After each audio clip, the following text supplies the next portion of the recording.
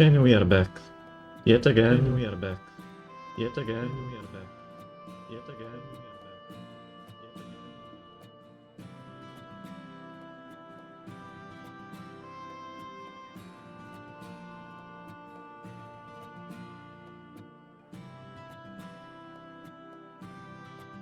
You didn't hear anything. So, as I was saying, we are back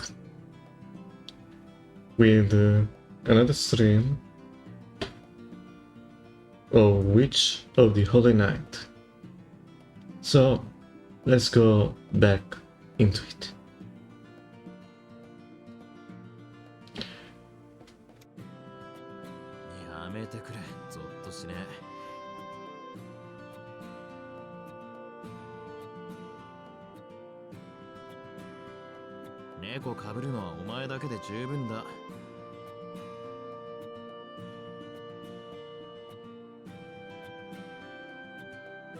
Tomimaru should walk away like an annoying pest. It was a typical example of the crude verbal abuse they exchange on a daily basis with a witness that only too long time fools could manage. で、なんでそんな話したのよ。は？半年前のここの事件をなんで彼に話したのよ。ああ、そっちか。いや、あいつがバカなこと口走ったからなんだが。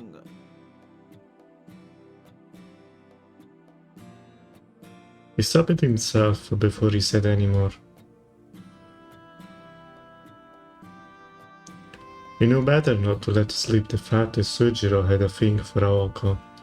Everyone knew guys didn't sell each other out like that. Even if it was all, in truth, a misunderstanding. それより、さっきのはないんじゃねえのか、青崎。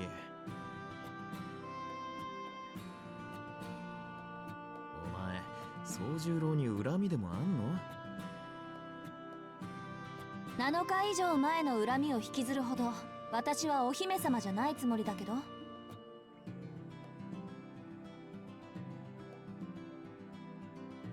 He wanted to retort that she was more like a queen than a princess. But he had come to know her too well over the past 2 years to dig himself into a hole like that. 恨みはないね。それにしちゃ、恋に喧嘩売ってただろ。なんでだ。確かに調子の狂うやつだが、あいつほどいいやつはいねえだろうに。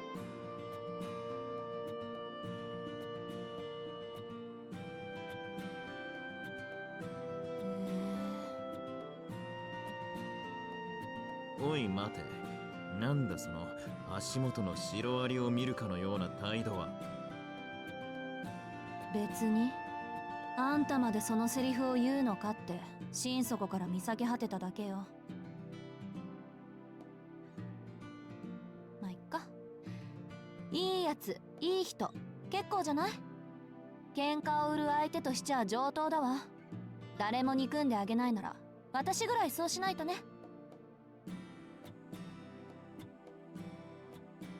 She then said casually, having regained her composure. しないとねって、お前。Tobimaru could not follow her reasoning at all. Tobimaru was used to Ako's erratic trains of thoughts, but taking Sojiro for no reason seemed needlessly cruel. His friend's naive and innocent face came to mind, and then he blurted. けど、宗十郎は青崎が好きなんだぜ。それでも嫌いなのか？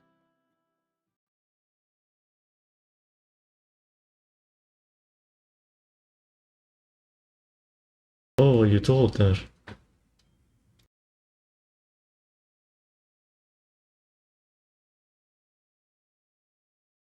His vow was silence and lasted not even 2 minutes. いや、今のはな、青崎。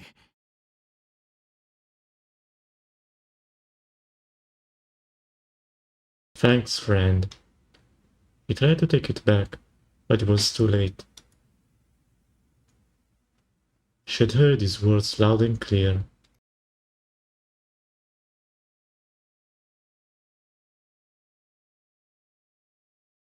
All he could hope for now was that she would take it well. そりゃそうでしょ。好き嫌いは誰にもあるし。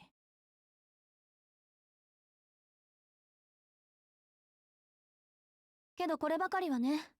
彼が私と仲良くしたいって言っても、私は嫌いなんだから仕方ない。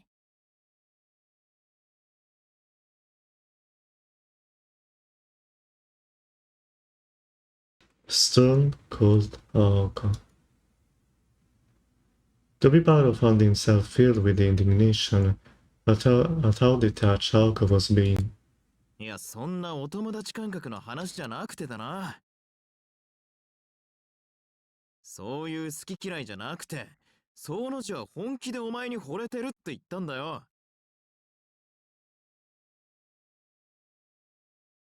He shouted, his face the embodiment of sincerity. Aoka gave him a blank stare. It was the face of someone who had lost their wallet hours earlier and was only just realizing it now. The first instant of doubt, the useless in the reality of the situation. But an instant is all it was. で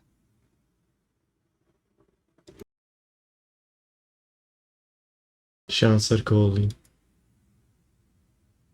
as if she had no idea what it should matter to her at all. 出ときたか。鬼でもなけりゃ悪魔だな。お前って女は。よかろう。聞こえなかったのならもう一度言ってやる。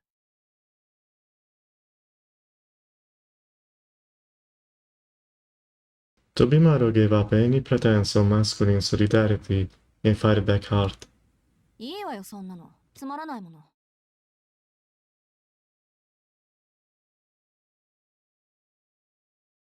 She ruthlessly cut him off.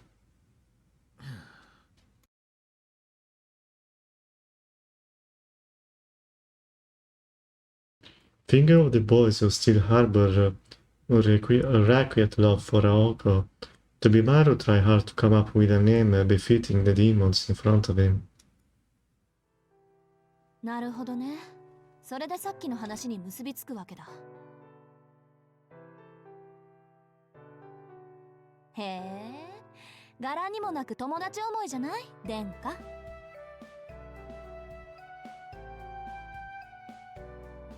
てことは、聞くも無残、語るも無情っていう私の噂話、教えてあげたんでしょ？ Oh, she has so many.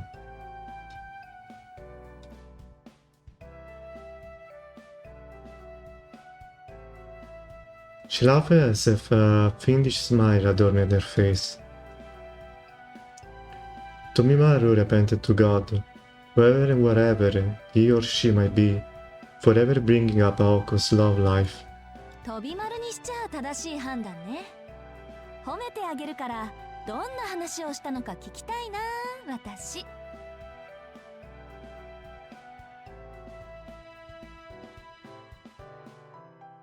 She was smiling, but Tomimaru wishes she at least tried to hide the bloodlust. 代表作とここでの事件を2つばかり。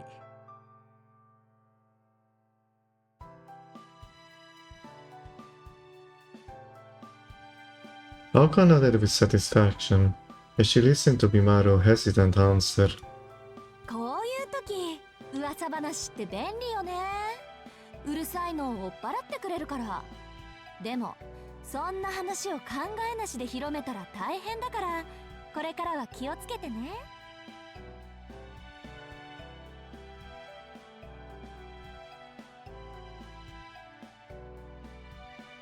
Had this been in writing, the chilling sweat on our words could have been signed with a heart.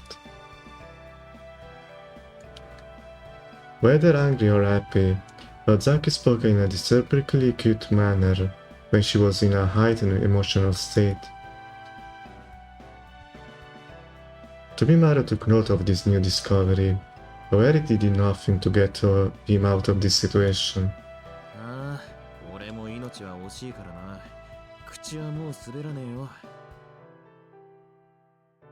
けどよ、青崎。本気で宗十郎が嫌いなのか？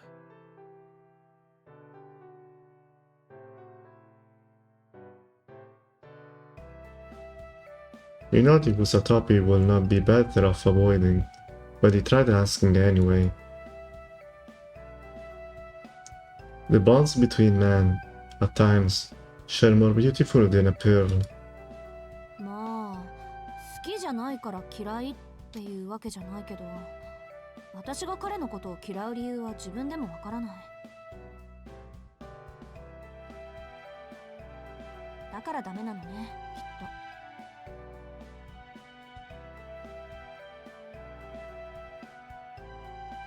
と。Perhaps to placate Tobimaru's, Aoko paused in contemplation before she answered. Giving it a moment without immediately blurting out a response meant to not having equal complain. そうか。ま、そういうことならしょうがねえか。何しろ、綺麗さっぱり感情論だ。お互い理由もなく好きと嫌いじゃ、手を貸す隙間もねえわけだし。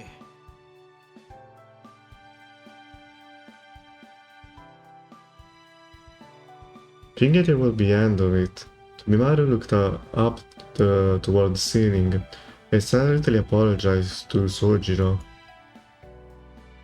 However,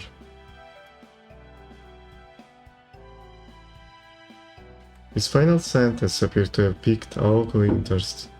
待って、今のどういう意味？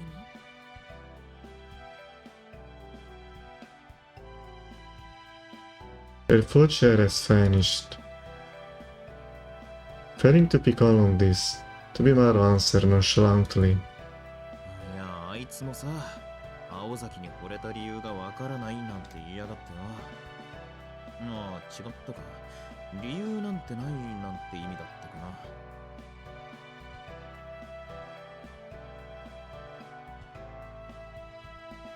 Tobimaru was still in disbelief that Sojiro had been charmed by Aoko's appearance, so he purposely left that part out. 理由はないですって。ああ、なんで俺がいくらお前の噂話をしても無駄だった。天津さえなんて言ってたかな。あ、そうそう。理由はどうあれ、青崎の心配は本物なんだとか、自分はそれで助かってるとか、俺なんかには言えないセリフだったのは確かだね。どうにも。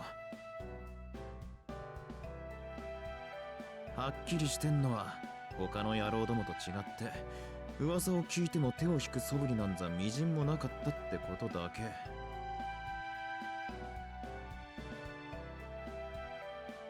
Tobimaru apparently noticed the shift in Aoko's demeanor. She was scowling at the wall. She glared at it in silence like it was her worst enemy, and this continued for several minutes. 何それ？さっきといいそれといい、どこかで聞いたようなことばっかり。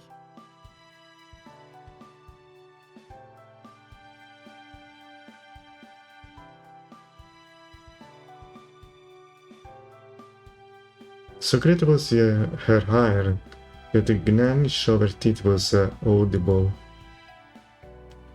The irritation settled until it reached the point that Aoko forgot Tobimaru was even in the room. Tobimaru looked heavenward for forgiveness, sensing that he brought further calamity down upon Sojiro's head. 少しわかったわ。なんであいつが気に食わないのか。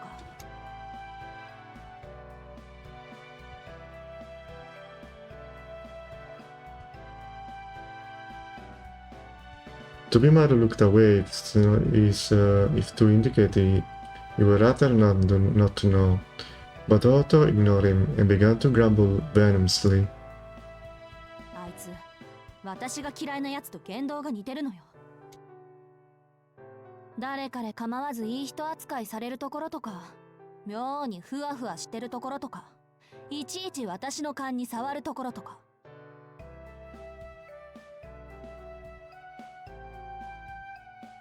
Glancing idly up the clock, Tobimaru thought the last part just sounded like a misplaced anger.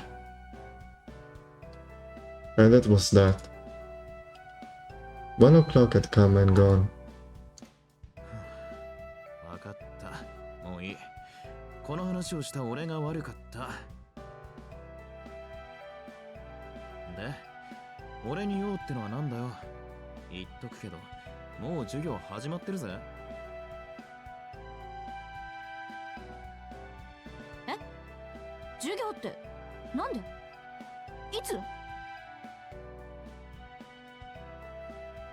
いや、さっきその字が出てってから、青崎がギラーンって壁に睨んでた時にチャイムが鳴ったんだよ。いいのか、生徒会長。5次元目ばっくれて。いいわ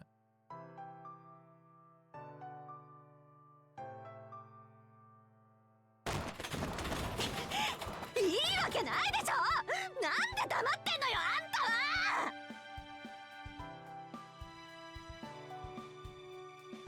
She looked like she was on the verge of tears as she shouted and pulled out his necktie. Tobimaru raised his hand in mock surrender, a gesture, reserved only for the true victor. 蚊の方がエレガントなんて言いやがった仕返しだ。思い知るがいい。男の純情を踏みにじったり焼き殺したりするエリート悪魔め。相変わらず細かく根に持つ男。言動には言動で返しなさいよね、卑怯者。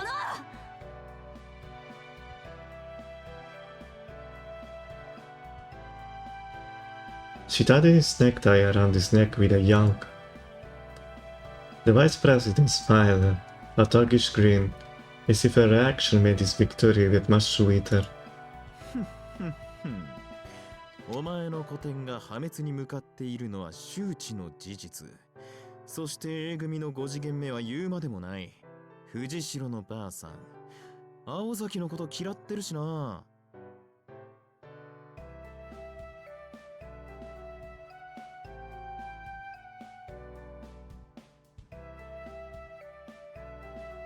Fujishira had one of the longest tenures at the school, so it was only natural she would be in charge of teaching the classics. さあ、こんなところで俺のネクタイを引っ張る余裕があるのなら、急いで自分の教室に立ち返るがいい。情けだ。別に止めはしねえよ。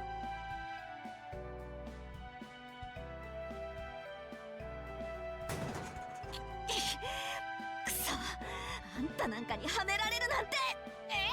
このまま死んでしまえ。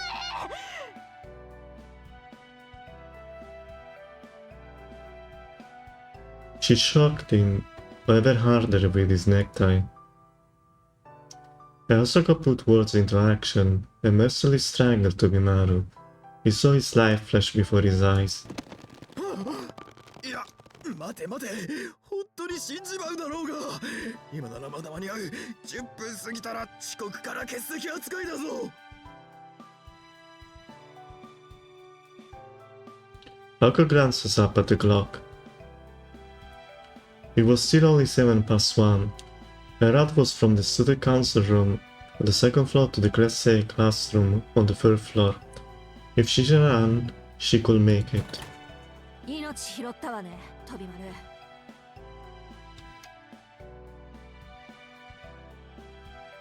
Aka clicked her tongue disappointedly.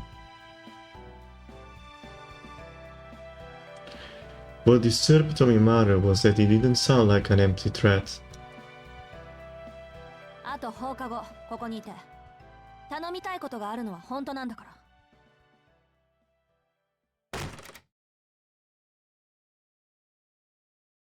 She was halfway out of the room before she even finished her sentence. Finally, all alone, Tobimaru closed the open door, locked it, and slumped into a chair. たけ。ああしてる分には楽しいやつなんだけどよ。青崎は。He leaned back in the creaky folding chair and let out a sigh.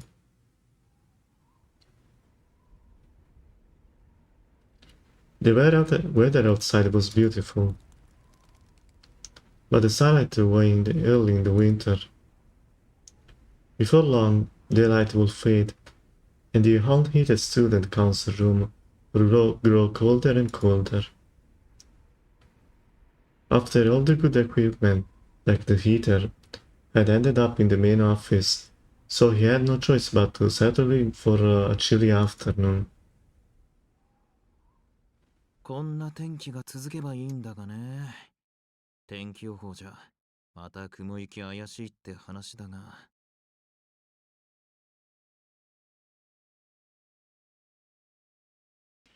After his somewhat suggestive monologue, Tobimaru's mind drifted. He idly wondered to himself whether Sojiro was an overcast day or a clear day sort of guy, but no answer came.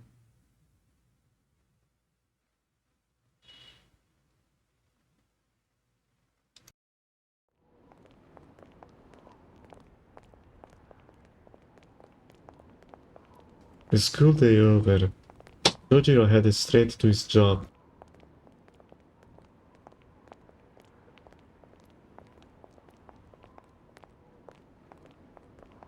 While the school had approved his job at the Chinese restaurant and the fish market in Misaki shopping district, there was another work he hadn't mentioned to them. And it was not because he knew that they would complain at him working too many, but rather because of the illicit nature of one job in particular. It was gonna be this job. Today, his workplace was a pachinko parlor in front of Yoshiri Station. The sort of gambling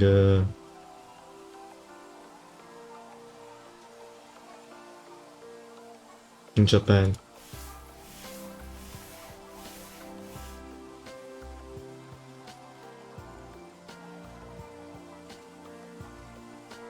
If I remember correctly, gambling is outlaw in Japan, but the pachinko business is a way to circumnavigate the law by just giving them the balls and having a non-affiliate shop right next to them where they could sell the balls they acquired for real money. So it counts as an exchange. Something like that.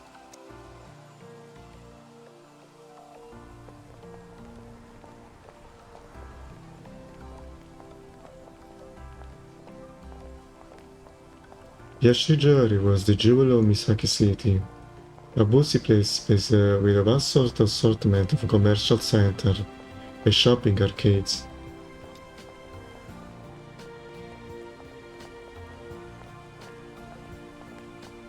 Where there were people en masse, there were products made en masse. A romantic might describe it as a place of joy. A realist will know the free enterprise. And a cynic will point out all the garbage.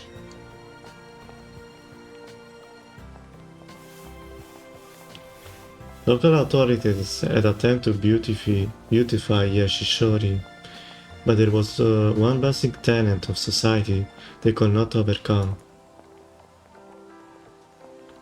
The establishment was the embodiment of that rule. Business such as this attracted the dregs of society, and as such the front of the parlor had to be cleaned several times a day.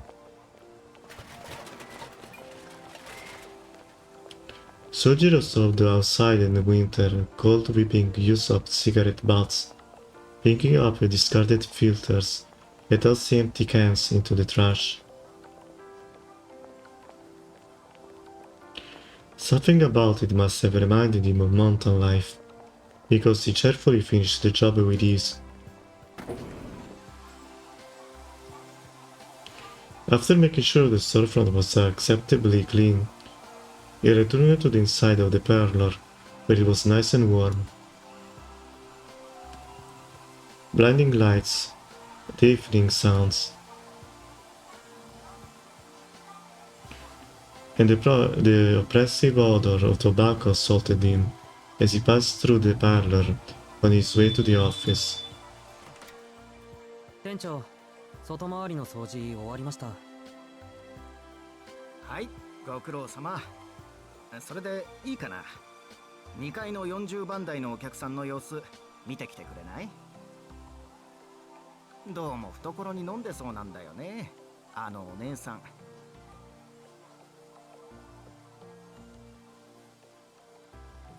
His boss was a good-natured man.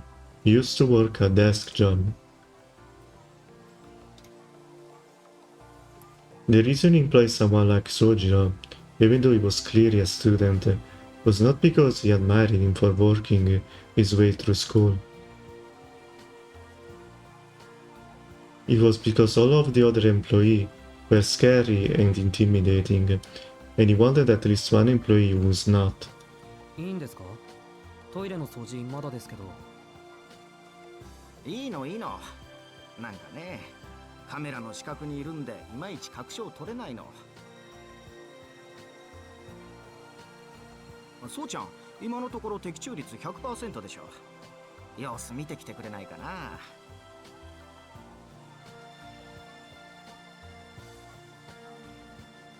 Hearing that, Sojiro put away his clinic equipment and headed upstairs. It was a typically large-scale pachinko parlor with 2 floors.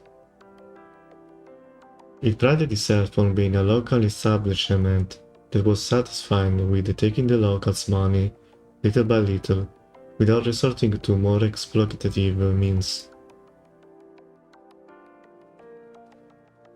But regardless of the parlor's intention, his customers were not so scrupulous. Among them were casual players, professional gamblers, and cheaters looking to profit by exploiting whatever loopholes they could find.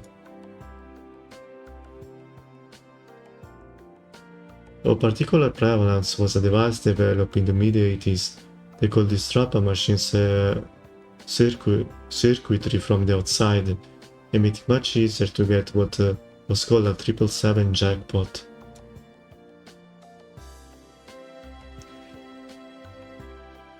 As much as the parlor wanted to deny this cheater entry, it needed to present hard evidence of cheating, or risk losing customers, particularly the service industry, innocent until proven guilty, was not a rule taken lightly. As a result, they could only punish the customer they caught in the act. Such cheaters were known as kotoshi, a slice of society which Sojiro knew nothing about. What he did know was that they were inconveniencing his employer and violating the rules. He went upstairs. The round and the game machine sounds on the second floor were quieter and a cacophony downstairs.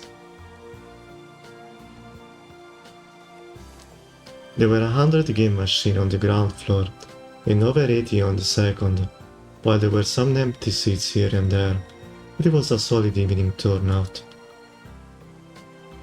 The machine mentioned by the boss was in the center easel.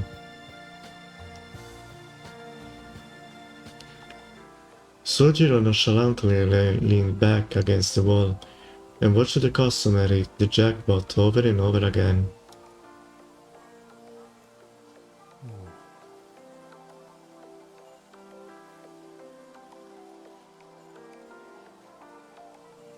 The second he saw her, his gut told him that she was not cheating.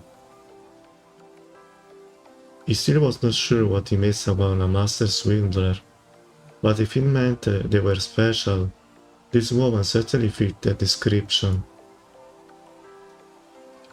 It was almost as if she could feel the luck emanating from her. As the customers looked on, she silently turned the handle again and again. She appeared older than Sojiro. She wore a green, form-fitting, one-piece dress. A pair of stockings covered her legs. Her slender legs were gracefully crossed, and her elegance suited a painting better than a casino. Her dark, reddish hair was cut short in a bob, perfectly framing her stylish spectacles and crimson lips. Truth be told, something was off about this picturesque beauty, ringing the jackpot over and over again. 4 boxes worth of pachinko balls sat at her feet, and her winning streak showed no sign of abating. She looked bored as her slender, porcelain finger lifted a long cigarette to her lips. なんかどっかで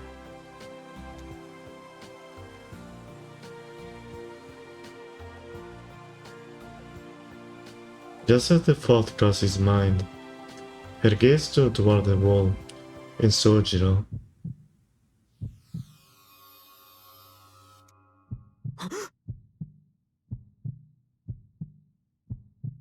Suddenly, a chill ran down his spine. He reflexively covered his mouth to keep from shrieking. あの人昨日の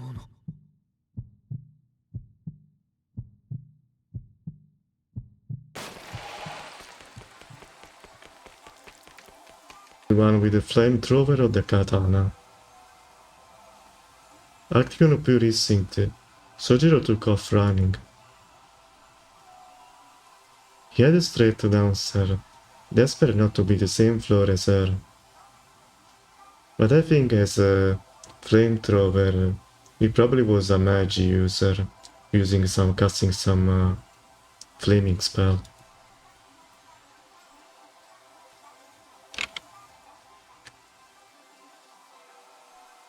He would have run straight out the door, but for his obligation to his job, 店長早退します。それと2階の人は問題ないです。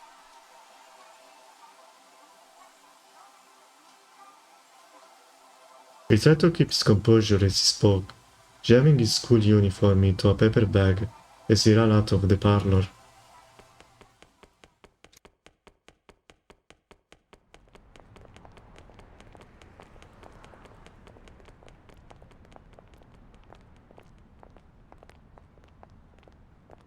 Cloudy weather brought a shadow of night over Yashiroji, and he ran through the shopping arcade towards the station. He shot up the long staircase like an arrow, quickly pulled his train pass from his wallet, and passed through the ticket gate. The ticket gate was crowded with people standing around, walking and talking. The station attendant by the automatic ticket machine had an unpleasant look on his face. There was no familiar, comforting hustle and bustle around him. Just another day in the city. Nothing like what he witnessed the night before. He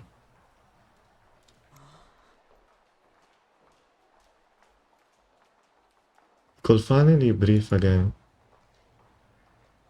The momentary rush of relief brought him to an abrupt stop. He nervously turned around. There was no way the dangerous individual could be behind him. って考えてみると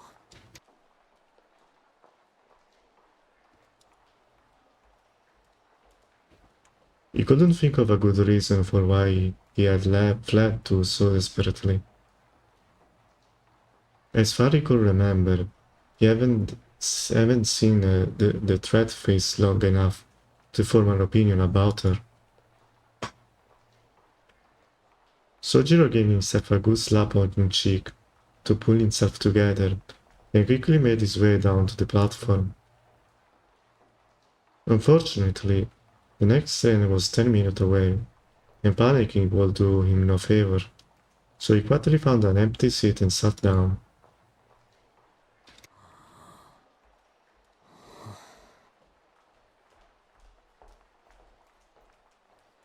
He took another deep breath. He was surrounded by people waiting for the train just like he was,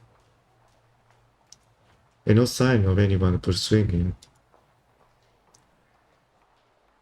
His head finally cleared up, and he assured himself that he was overthinking things. Though he was surprised at how heavy his shoulder felt.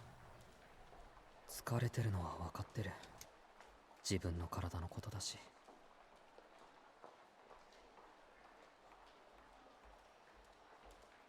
Sojiro sighed at his greater than expected fatigue. He had certainly struggled since coming down from the mountain, but in retrospect, it could have been worse. Physically, he was probably holding up fine. He was much less confident in his mental state.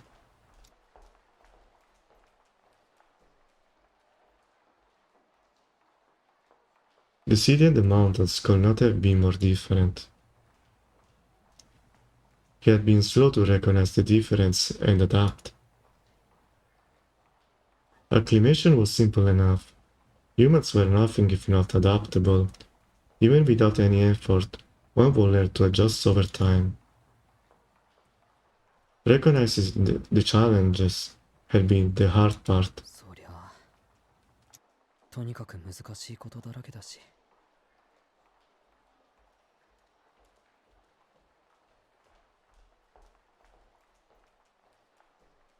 Sojiro grumbled, a complaint he never uttered before. To be honest, he was still afraid to wander around town. There were so many things city people took for granted that Sojiro had yet to grasp. It was little wonder that this never-ending chain of surprises would wear on him. そっか。疲れてるのは体じゃないのか。だからあんな幻を見る。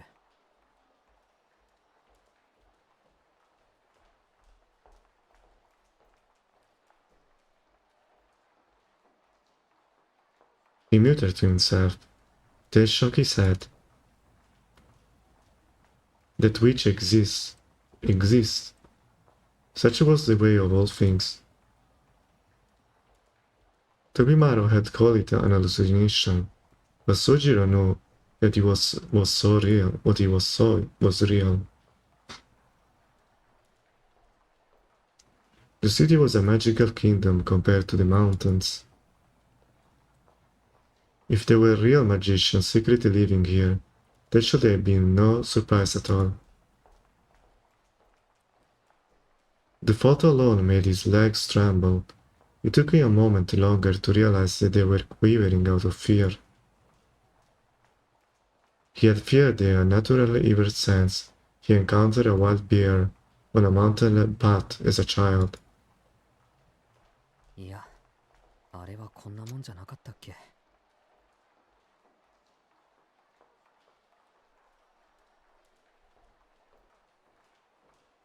なりふり構わず泣き叫んだもんな、あの時は。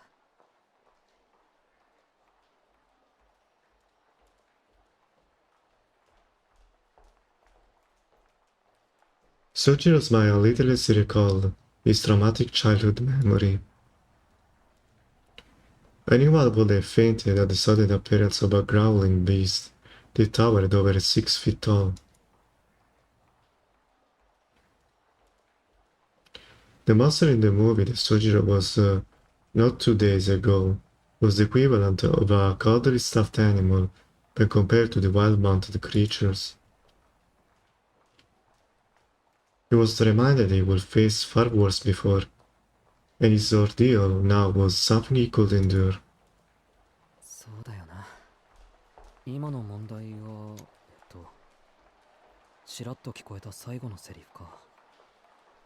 捕まえて始末するっていうのはどうなんだ。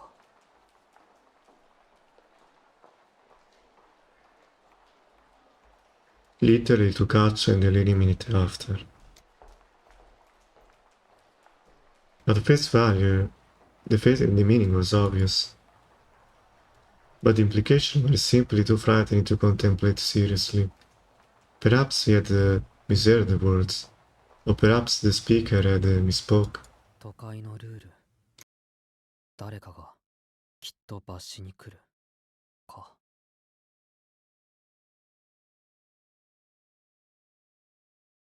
Even as he said it, the idea didn't feel quite real. It was hard to imagine that it applied to him.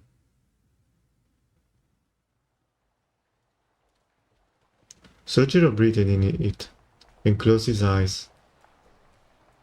His vision dimmed, putting the illuminated cityscape out of sight and out of mind. For now, he resolved to put last night's events behind him.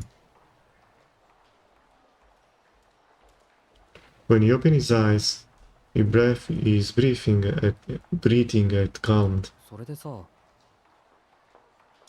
青崎を殴りつけようとして結局どうなったんだ、飛び丸。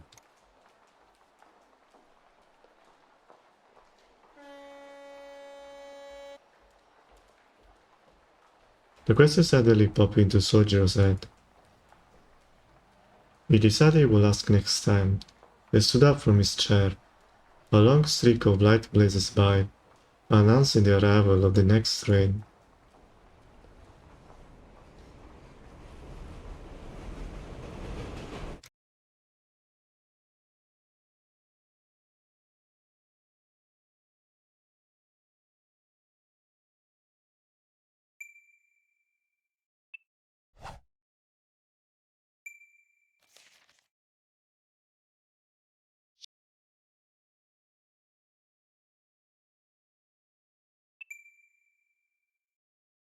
And let's see what's next.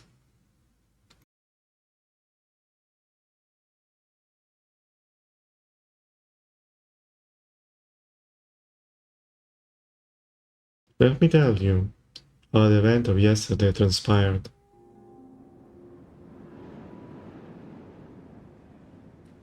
On moonless night, you must never look back.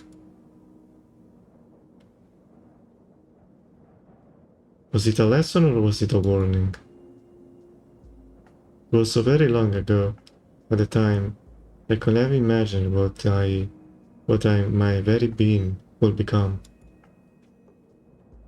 One night, it came without warning. It was filled with an anxiety so heightened that it made me want to burst into tears.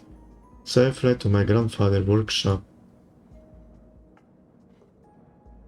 Like the grandfather I knew, he smiled and kindly placed his hand upon my head. Yes, the red dye followed your every step. Rather than consoling me, he sent me home with only those haunting words. That night, I'm certain that I sensed a shadow lurking behind me.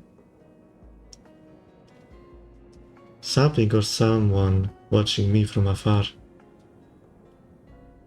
Then little by little, year by year, it drew closer.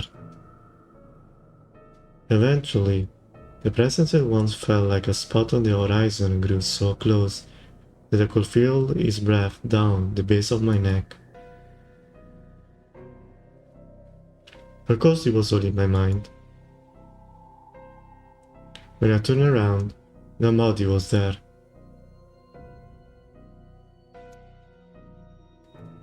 But that night marked the beginning. In hindsight, I later understood that the indescribable anxiety that I felt was the dread of certain death.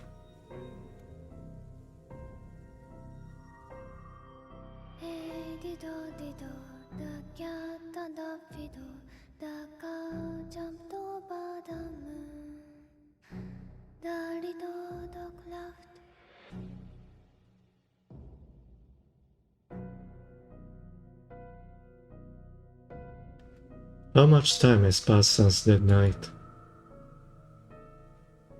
It lingered deep in the recess of my mind, where childhood memories are kept. A faded storybook bouquesque memory.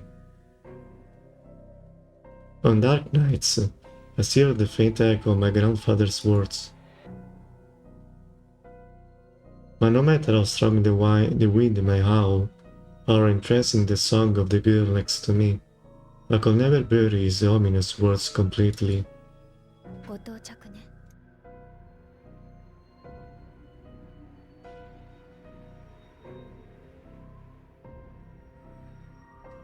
The girl beside me. Alice's inflectionless voice spoke volumes of her role as the bystander. That night, there was only me and her.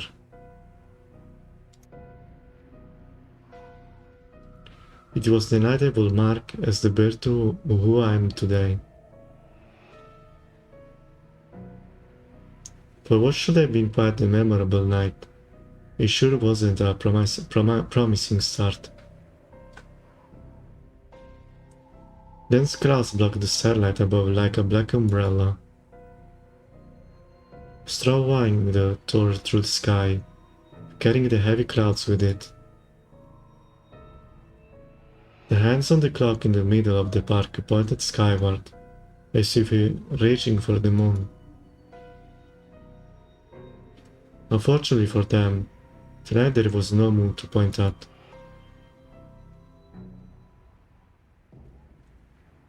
The winter air grew fierce and the night wore on. Inhaling felt as faulty would freeze me from the inside. The air chilled me to the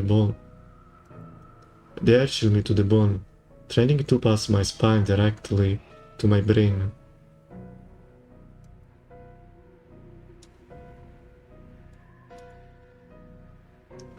To prevent my mind from being paralyzed.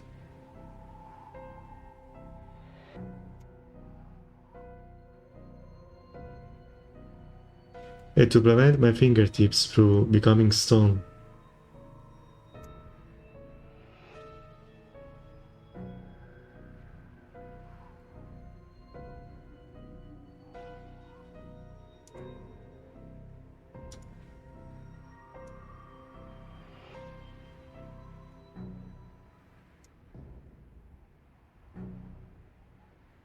I sparkled a fire using my internal rhythm and emotion. 触覚を譲るわ。幸運ね。あの位置なら刻んでおいたウィスプが灯る。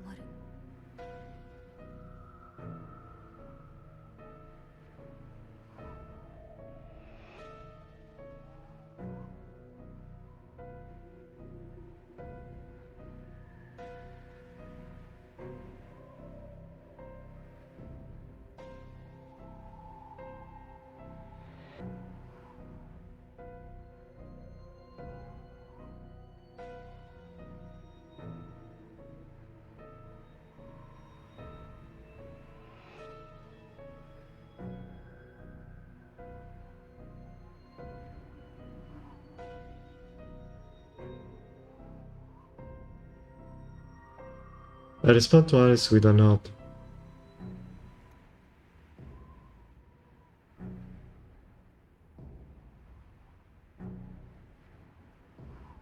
I apologize, I was testing my mic.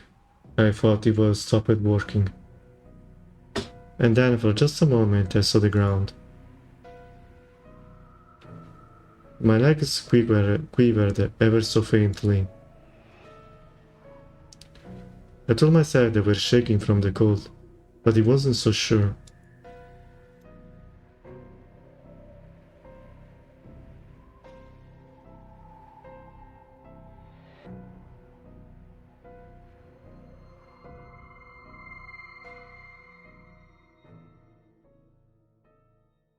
Before I could sink into a pool of my own sentimentality, the sensation from the abandoned field flowed from Alice into me. A transparent wall covered the entire park, an unrecognizable carpet rooted deep under the earth.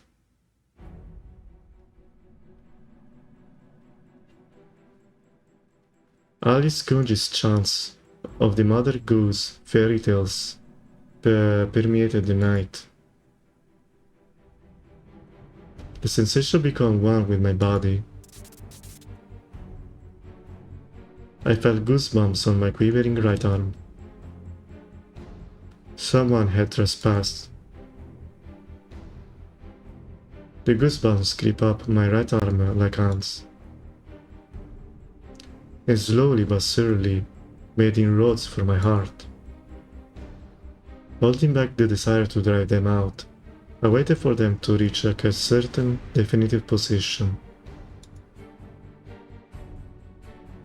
A moonless night. The Park's Queen street lights were not enough to lift the darkness.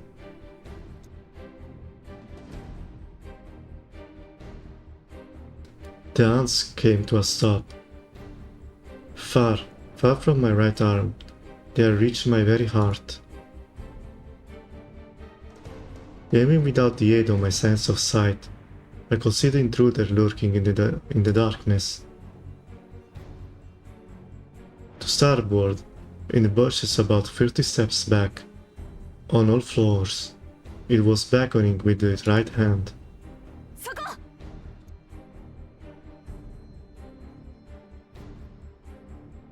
The enemy's movement and my perception of it were in lockstep.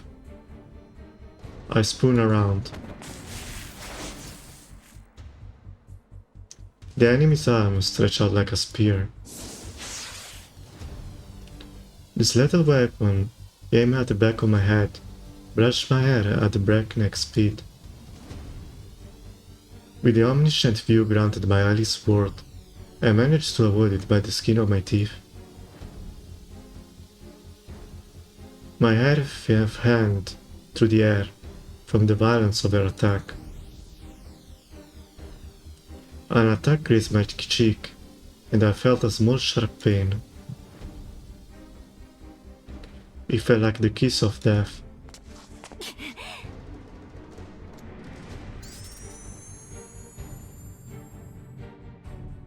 Look at that. I'm so gonna like this. I switched the flow of my body blood to a different circle.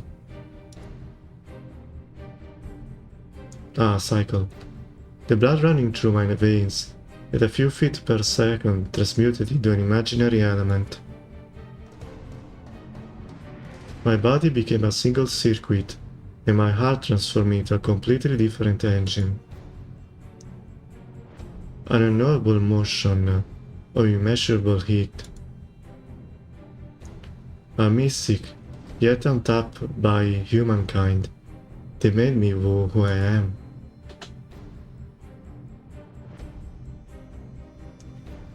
The fire of life beyond all miracles and fable.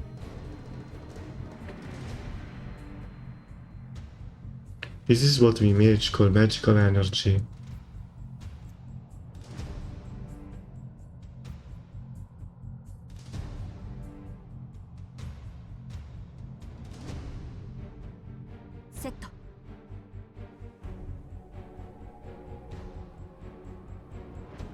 I turned around, set the aim in my sight, and held up on one hand. My arm was the agent of my will. My lack of experience meant my magecraft would only be possible with the use of vocalization and gesture.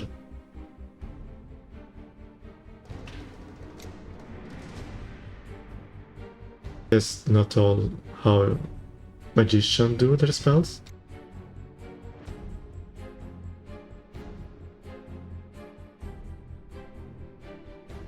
Magical formulae were engraved all over the park. All I had to do was ignite them. I needed to direct the flow of the magical energy within my body into each formula.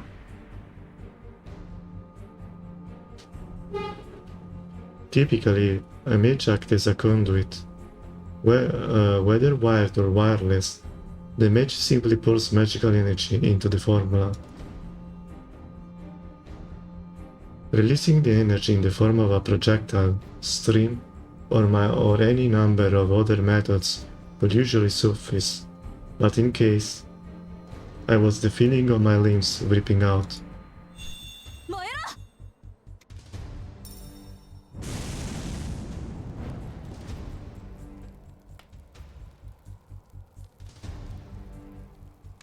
I fought speed with speed.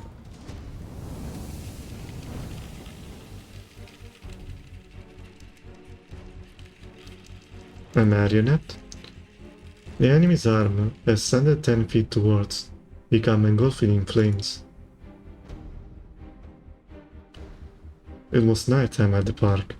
The scene, reminiscent of a campfire, but one in which the center of the flames contained a humanoid figure, writhing like a shadow puppet.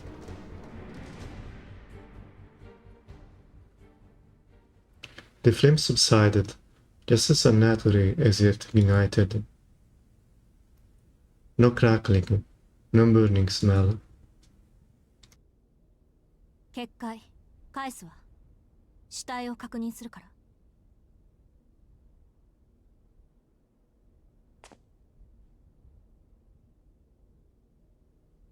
After telling this to Alice, I headed towards the motionless figure. I killed it. I killed it. Saw what Sojiro witnessed.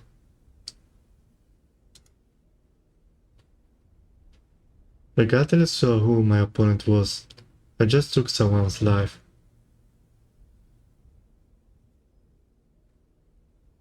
That's why when he said I saw one arm with a flamethrower, I just picture a mage using a flame spells. My throat parched, I swallowed the truth that without the sense of reality I would have been helpless.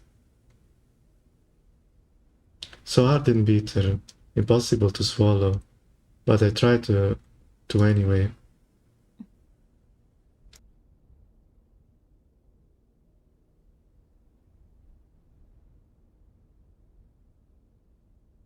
I was nervously calm. My heart pounded and my breath felt heavy, but my wind was none of the less calm. By the time I realized it, the charred remains were already in front of me. Bracing for a counterattack, I carefully examined the corpse. Everything seemed fine. His body lying slumped into the ground was nothing but ash. But something wasn't right. To begin with, his remain did spell organic. Not willing to believe my hunch, I took a closer look at the corpse's face. All that greeted me was the featureless white face of a mannequin. ちっくしょうまたやられた Screaming, I kicked the mannequin. The corpse crumbled to ash and disappeared with the wind. No, it was no corpse. It was just a puppet. For all our effort to lure the master out, we had once again been tricked by a familiar. My debut, my first test out in the open, would be postponed for another day. いつになったら一人前にってあれ At the moment, I suddenly noticed something familiar in the corner of my eye. Something seemed strange about the slide of the other hand of the park. It appeared as though in shadow were larger than it should be. Was I still drunk on the eye of bottle? It took me a second to realize what it was. 誰 I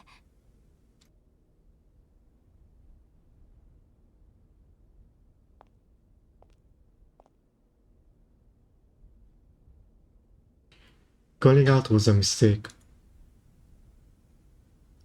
Startled by my voice, the figure, wearing a familiar high school uniform, took a step back, and then it broke into a spirit. Like someone running for their life. Or should I say, it was doing exactly that. 追いかけて、見られた。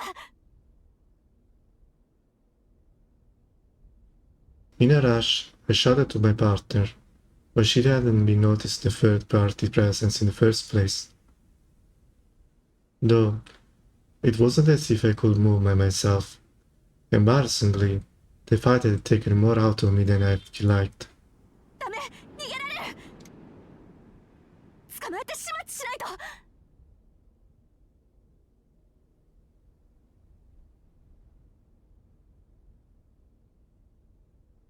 There was no time for missed ties. For us, in Seaware was a matter of life and death. 待って、この。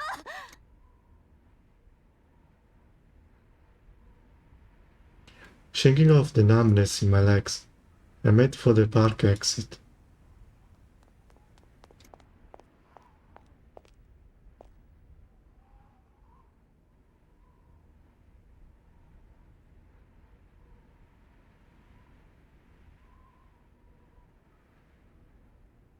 I had to admire his escape.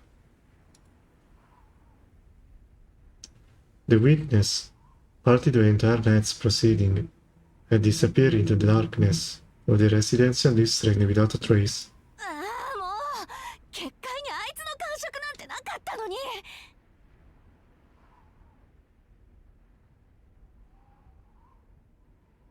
Complaining to myself, I wouldn't bring back the figure in uniform. Bitter at my own incompetence, I gave up the chase. Though temporarily, the park had become Alice Woods. For anyone with a few feet of the park, other park's goers, identifiable features have always become murky, like the stuff of fairy tales. Tonight's proceeding may have had a witness, but if other identities were still hidden, then it was still a chance. あの背中、男だった。 I returned to the park. The uniform was without a doubt from a high school. It was close enough. If it was a schoolmate of mine, I had plenty of methods to flush him out. にしても、どうしてこう問題ばっかり増えていくんだろ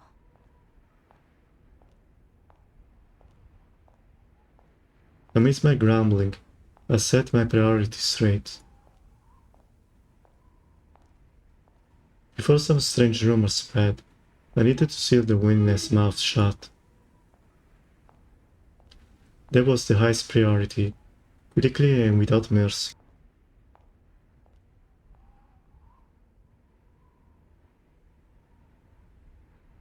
Looking up, I saw Alice's previous distant figure. Though she was in as much trouble as I was with her existence as a magus also exposed, she had but one thing to say. これは困ったことになったわね。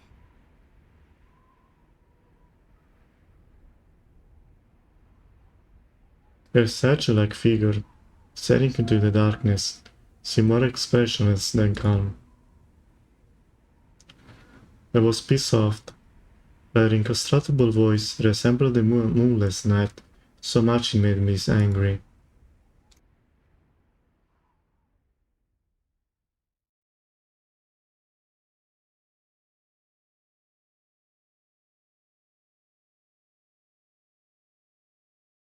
Another one?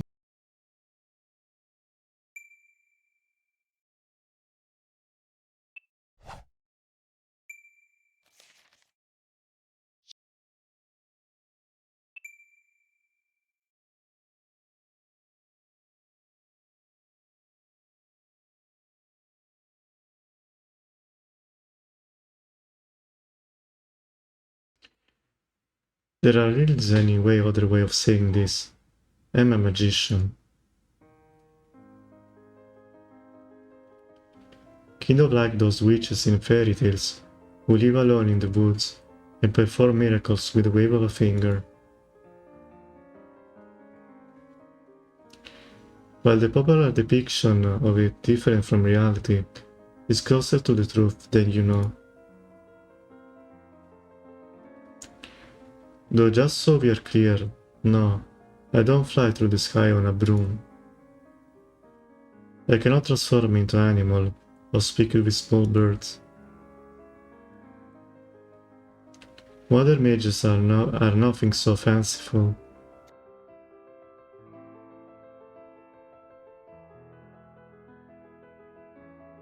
Our existence sounds unbelievable, but we are quite grounded.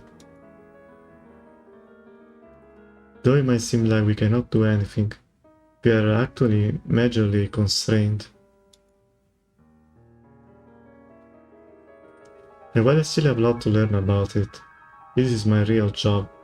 Sounds a lot more romantic than being a high school student, right? Naturally, this is a secret I don't just share with anyone. A mage must do everything in their power to conceal their work. That is the first and most important of the Association 10 laws. Not what I'm tempted to let the cat out of the bag, at least.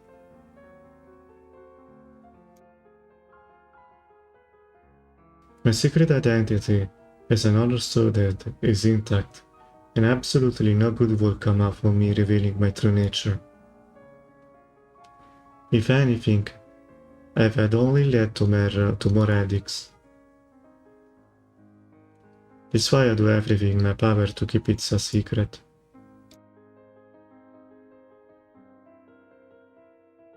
Of course, I would accomplish anything as a magician by now. Then maybe I will see it differently. I fantasize about revealing my secret life work to a single special person when I finally make something of myself. Yeah, it will be pretty stellar to just confess one day. By the way, I'm a magician. That idea alone is enough to keep me from spoiling the big reveal, regardless of the association rules.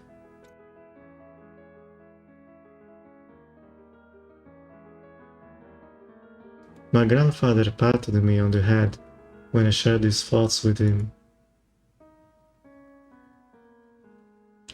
I don't know if that was praise or what, but I remember that his touch was gentle.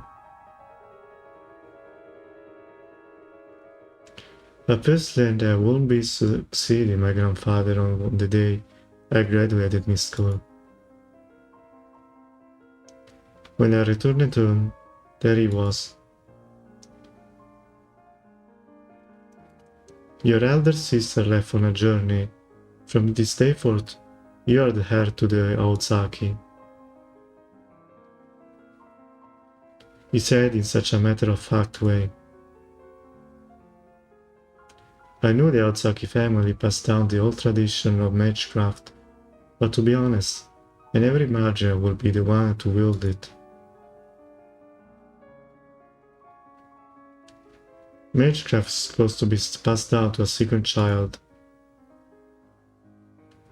It was my sister's role to take the mantle, and I had no interest in dedicating myself to so many rules and routines. I planned to live a normal life. I had hopes and dreams for the future.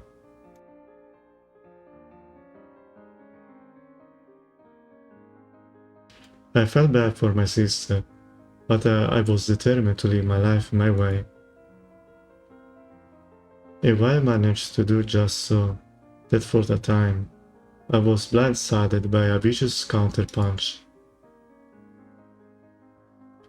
Since then, I've been thrust headlong into a world I only observe from afar.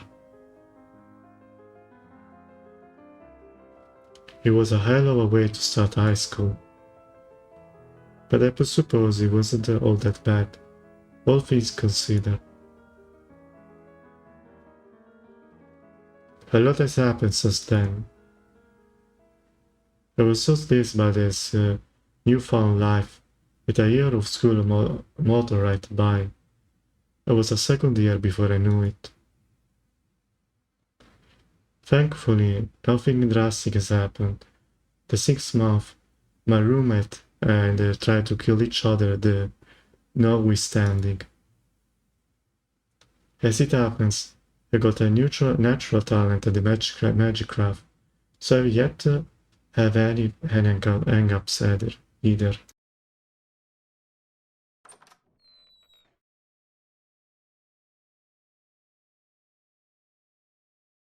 I'm only human, so I had my fair share of headaches for sure, but never once I did worry about my future.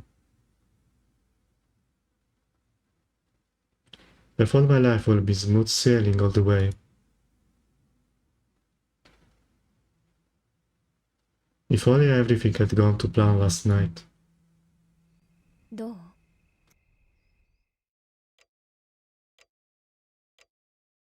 Alice Conchi asked also Oko Ozaki the second she entered the house. Her dark eyes succeeded where her voice fails to communicate the gravity of the situation.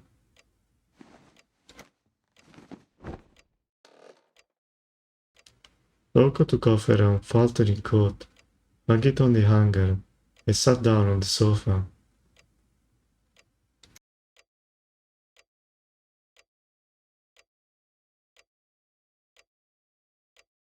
I'm gonna take a break.